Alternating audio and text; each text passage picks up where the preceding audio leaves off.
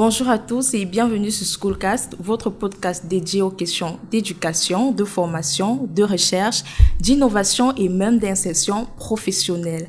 Merci à tous ceux qui nous suivent et ceux qui ne le font pas encore. Abonnez-vous, likez, commentez et partagez.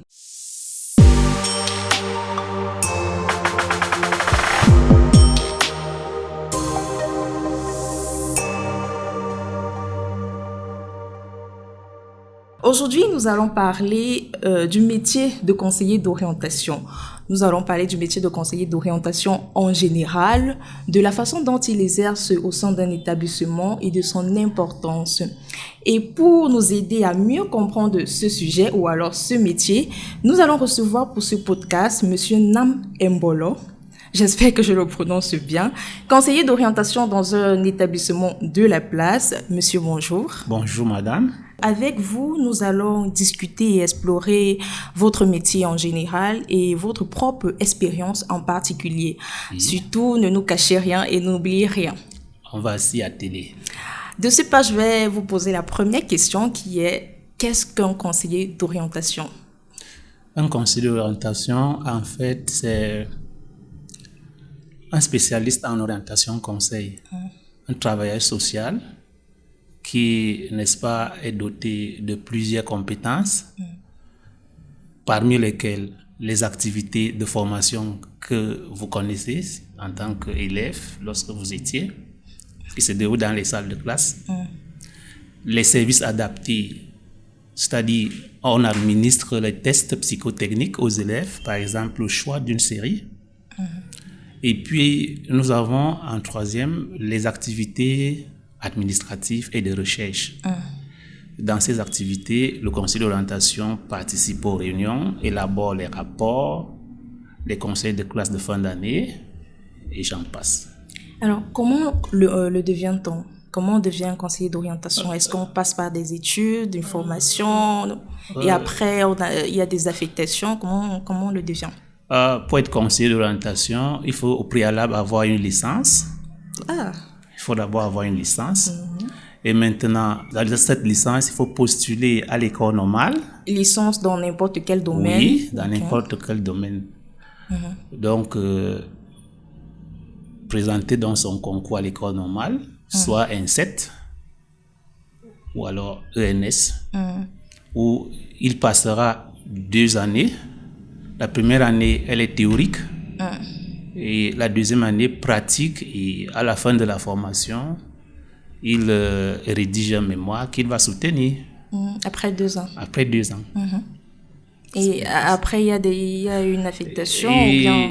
Dans mon cas, on est intégré encore. Après cette formation, on nous déployait dans des établissements ou alors dans des ministères, des services centraux. Donc, avant, c'était ça. On intégrait, on affectait. Ok.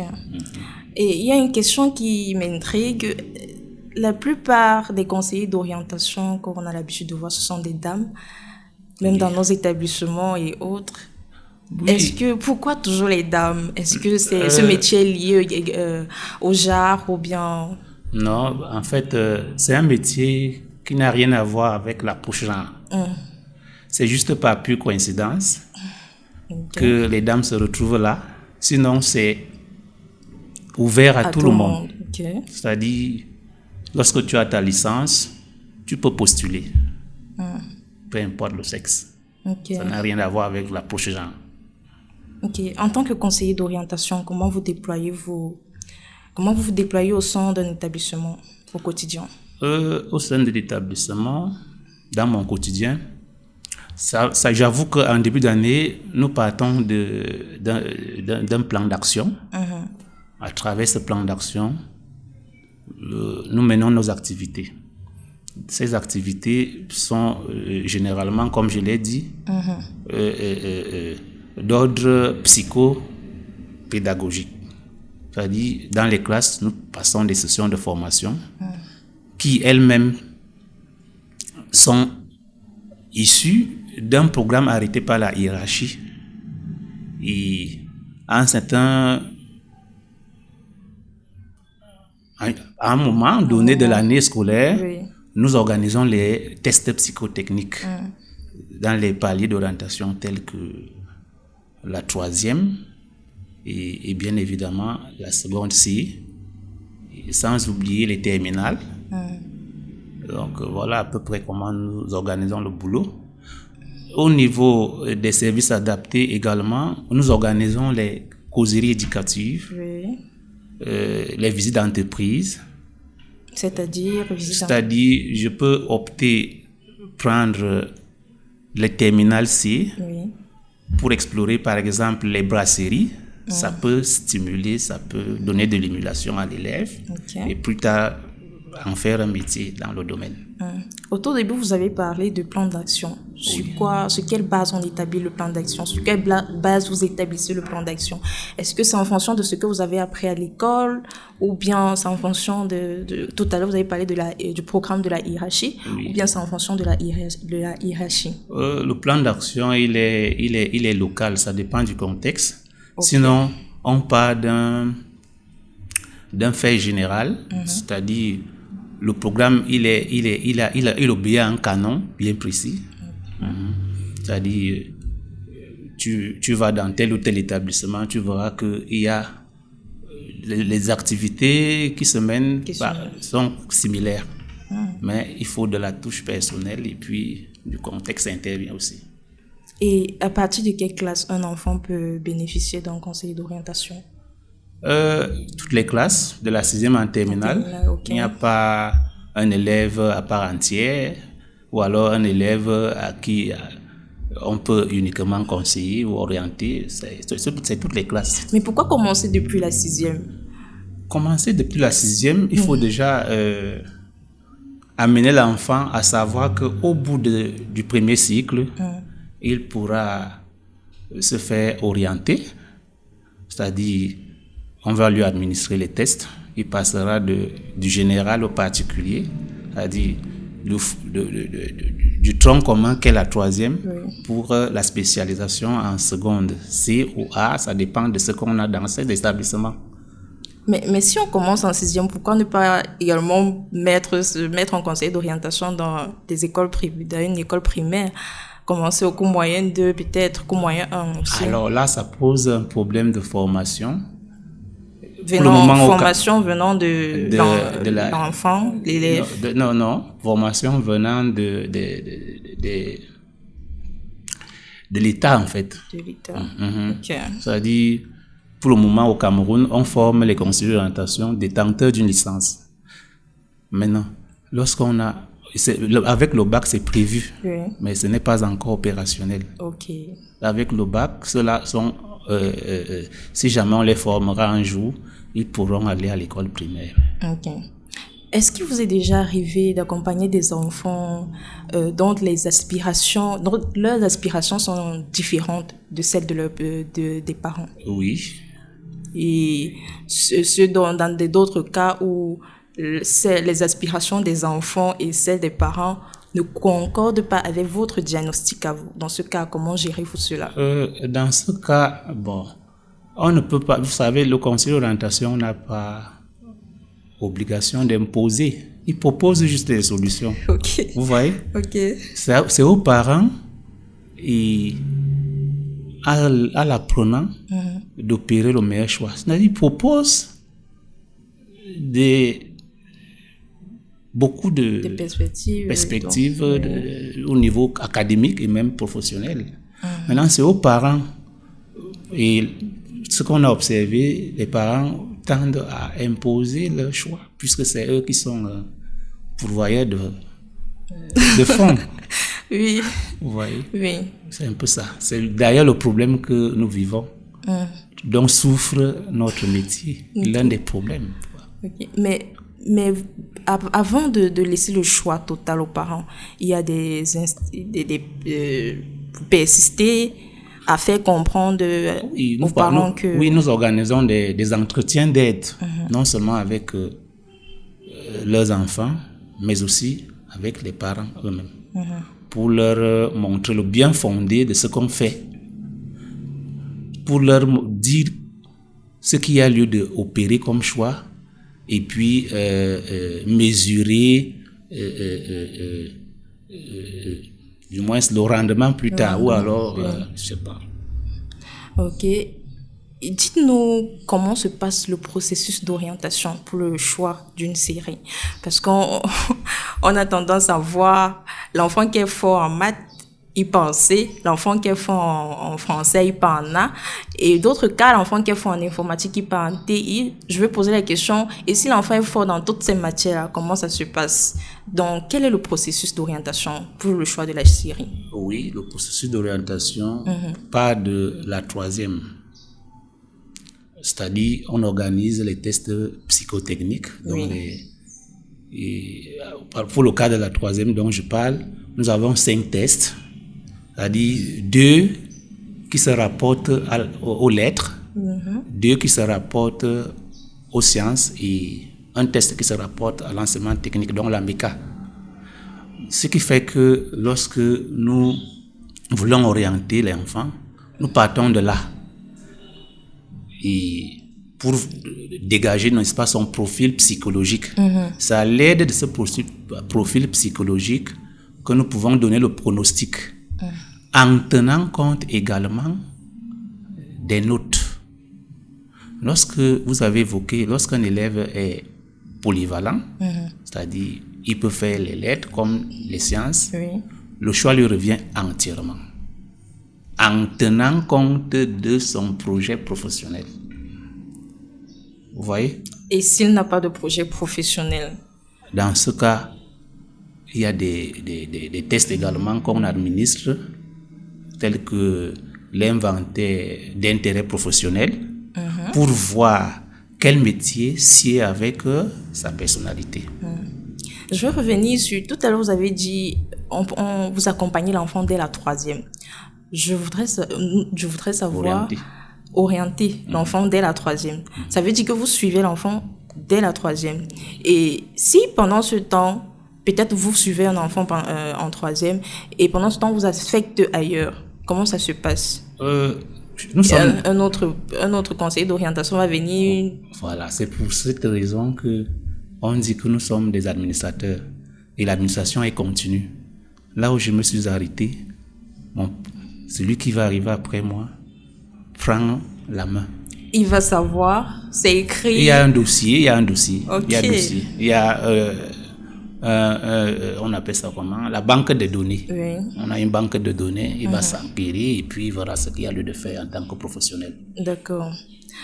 Parlons de vous maintenant. Qu'est-ce qui vous a motivé à être conseiller d'orientation? Je ne sais pas s'il y a lieu de parler de motivation. Comment c'est la conjoncture, en fait. Dans mon cas, c'est la conjoncture.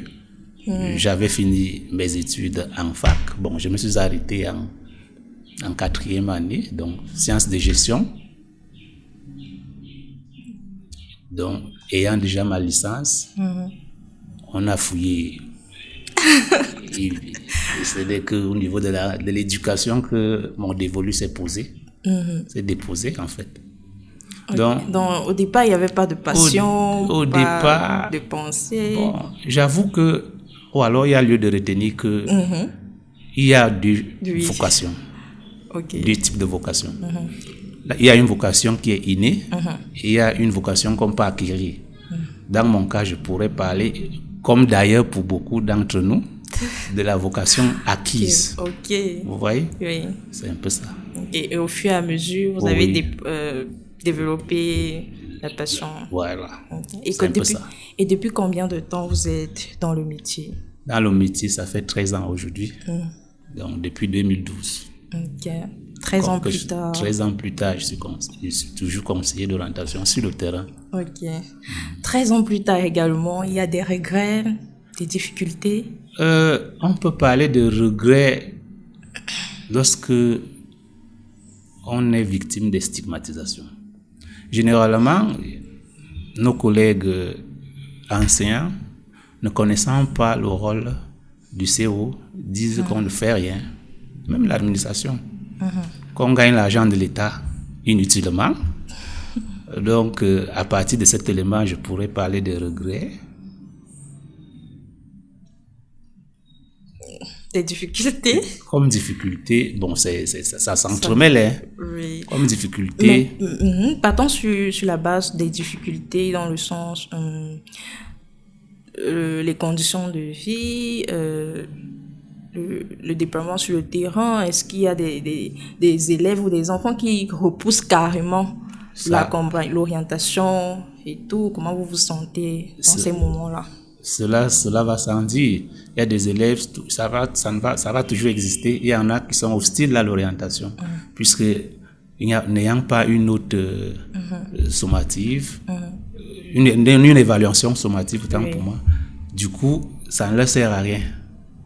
Et de ma petite expérience, ce sont les filles qui sont beaucoup plus attirées par l'orientation, parce que je sais qu'elles ont certainement un intérêt. Pourquoi seulement les filles? Les filles... Pourquoi c'est ce constat-là? Pourquoi ce constat? Le constat, c'est fait à partir de ce que nous vivons sur le terrain. Voyez-vous, dans une classe, vous finissez de parler, par exemple, du planning d'études personnelles. Vous donnez des devoirs, devoirs entre guillemets, c'est-à-dire élaborer, et puis vous me ramenez pour ajuster avec mon œil d'expert. Et ce sont les filles qui viennent vers nous, les garçons. Donc, comme difficulté, voilà une. Et en début d'année, vous verrez, tous les enseignants ont leur emploi de temps de l'année. À nous, on nous demande d'attendre les heures qui sont éparses par-ci, libres. Oui, afin de nous élaborer. On aurait souhaité que cela soit fait au même moment. Et ça aura un effet d'entraînement, tel que le programme qui est couvert entièrement. On peut faire 2 semaines, on est là, on attend. Mais les choses s'améliorent. Une petite anecdote que vous voulez partager avec nous tout au long de vos 13 ans d'exercice. Une anecdote, une petite histoire qui vous a marqué dans ce métier-là. Je sais quand même que j'ai coaché un élève qui aujourd'hui est socialement inséré. On a travaillé, je l'ai eu en classe de 4e. Une fille d'ailleurs. Vous voyez. Ok. Elle a eu son entrée en seconde. Elle voulait faire la seconde A. Je lui ai fait savoir que c'est vrai que la A, c'est une série comme toutes les autres, mais il n'y a pas assez d'opportunités. Je suis ton aîné, je suis ton parent. Va faire ci, au regard de ce que je vois, au regard de ton profil psychologique. Ça veut dire qu'elle s'en sortait en mathématiques, elle s'en sortait. Physique. Oui, elle s'en sortait. Ok. Mais ça revient à ce que nous avons dit tout à l'heure. Les enfants qui s'en sortent en maths partent en C. Les enfants qui s'en sortent en français partent en A. Pas forcément ça. Ça, je me suis servi aussi de son profil psychologique. C'est-à-dire qu'il faut voir à quoi est-ce que ces aptitudes intellectuelles riment. C'est-à-dire c'est scientifique ou alors littéraire, et c'était scientifique. Ok. Donc, elle a fini ses études scolaires. Elle a obtenu son bac D. C'est vrai qu'après le bac D, elle n'a pas continué en fac. Elle a eu son emploi dans son concours à l'ENAM. Et après le succès à ce concours, on a échangé. Elle m'a dit, je ne vous oublierai jamais, monsieur. Ça m'a fait, je vous avoue, chaud au cœur. Ça m'a donné de la valeur, beaucoup de crédit. C'est là où j'ai compris que le conseil d'orientation est très important pour un apprenant, un enfant. Et quel est le trait de caractère que vous avez développé pendant l'exercice de ce métier? L'écoute, c'est trop. Ça veut dire avant, vous n'étiez pas très... Trop patient. Oui, il y a l'écoute et beaucoup plus la recherche. La recherche, pourquoi? Parce que, par exemple, il y a un ministre, M. Bapès, de regretter mémoire, qui, lors d'une interview, à donner comme réponse à un journaliste, le conseiller d'orientation s'informe pour informer, d'où la recherche. Ok. Ouais. Donc, il faut mener la recherche, permanemment. Ok. Que direz-vous à quelqu'un qui souhaite devenir conseiller d'orientation? Quelles sont les qualités qu'il devrait développer? En fait, pour quelqu'un qui voudrait faire donc mon métier, je lui dirais, n'est-ce pas, de faire d'abord ses études, obtenir une licence. Après cette licence, s'intéresser à la recherche, appliquer à la psychologie, parce que la psychologie intervient majoritairement dans notre exercice de métier. Il faut savoir écouter l'autre, il faut savoir penser pour l'autre. Oui. L'écoute. Donc, s'intéresser à la recherche. Oui, développer l'écoute. La patience aussi. Voilà. C'est s'intéresser à la recherche. Parce que quelqu'un de patient arrive à peut-être déplacer les montagnes. Parce que quand vous voyez vos élèves réussir, quand vous voyez au premier trimestre, par exemple, ils ne s'intéressent pas. Lorsque vous vous affirmez, vous êtes professionnel, vous amenez une partie. Nous sommes presque à la fin de ce podcast, mais avant, nous avons deux autres questions, deux dernières questions à vous poser. La première question, c'est si vous avez votre neveu ou votre nièce, est-ce que vous lui conseillerez de faire ce métier? Bon, chacun... De manière sincère. De manière sincère. Si je parle de ce que je vis tous les jours, l'enseignement d'ailleurs n'est pas intéressé par le grand public, loin des élèves en fait. À plus forte raison, l'orientation, où on n'obtient pas une note, parce que pour l'enfant, l'apprenant, c'est la note qui compte. Donc, le choix, là, c'est le libre d'arbitre, en fait. Je ne pourrais pas proposer ou alors conseiller quelqu'un de... Mais on veut bien une réponse, oui. Je vais conseiller ou je ne vais pas conseiller. Une réponse ferme. Ok. Et est-ce que... Ça dépend. Est-ce que le conseiller d'orientation est épanoui? Bien évidemment, il est épanoui quand il se donne de la valeur. Il faut savoir se donner de la valeur. L'épanouissement est pluridimensionnel. Vous voyez, à travers la réussite de mes élèves, je peux parler d'épanouissement. Donc, il est épanoui. Merci, Monsieur Namimbolo, d'avoir répondu à nos questions, nos différentes questions. Ce podcast était très riche. Et moi-même, j'en sors avec quelque chose. Merci bien. J'espère que quand vous aurez l'occasion encore, vous repasserez. C'est à moi de vous dire merci. C'est un réel plaisir de parler de mon métier. C'est d'ailleurs une façon de sensibiliser ce métier. Toute la communauté éducative. Il y en a qui ne connaissent pas à quoi sert un conseiller d'orientation dans un établissement. Donc, c'est un réel plaisir pour moi d'en partager. Merci. Et vous, à la maison, on espère que vous avez tiré quelque chose de ce podcast. Vous êtes sur Schoolcast, votre podcast dédié aux questions d'éducation, de formation, de recherche, d'innovation et même d'insertion professionnelle. Merci à tous ceux qui nous ont suivis. Merci à tous ceux qui nous suivront. À bientôt pour un nouvel épisode. Merci.